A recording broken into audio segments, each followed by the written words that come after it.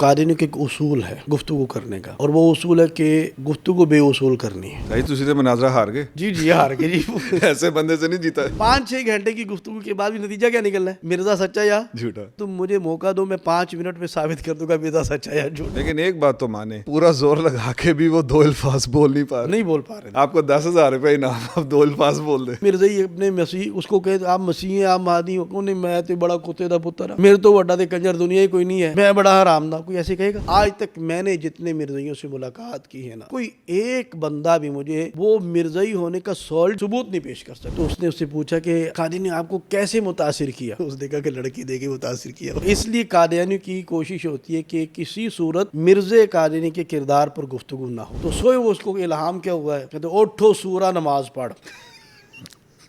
میں کہا تم مجھے مربی نہ سمجھو۔ انہوں نے کہا کہ آپ مجھے جانتے نہیں ہیں، ایسا تو نہیں تو میں چنیوٹی صاحب کا شاگرد ہوں۔ چنیوٹی رحمۃ اللہ کا واقعہ ہے نا، مجھے گاؤں کے استاد جی گئے تو وہ بندوقیں لے کے سامنے کھڑے ہو گئے۔ انہوں نے کہا مولوی ہون جاندہ پہ دن چھڑ دے پہ، دوبارہ اتنے آئے نا تو زندہ کوئی نہیں جائے گا۔ تمہارے مسیح کے آنے سے دنیا میں اسلام پھیلا یا کفر پھیلا؟ اس کے منہ سے نکل گیا کفر پھیلا۔ شکر، سچ نکلا اس کے منہ سے۔ جس کو کچھ بھی نہیں آتا ہوتا نا، وہ بھی یہ کہتا ہے جی کہ ساڑی گلا تو کوئی جواب ہی کوئی نہیں دے سکتا۔ نہ تم غامدی، نہ تم پرویزی، نہ تم بہائی، نہ تم نیچری، نہ تم عیسائی، نہ تم یہودی۔ میں کہا پتہ چلا کہ پھر مسئلہ کوئی اور ہے، وچلی گل کوئی اور۔ ہاں وچلی گل کوئی اور ہے۔ یہ واحد بات ہے قادیانی کی جس پہ ہم سارے مسلمان مانتے ہیں کہ قادیانی اس میں سچا تھا۔ سچا بالکل۔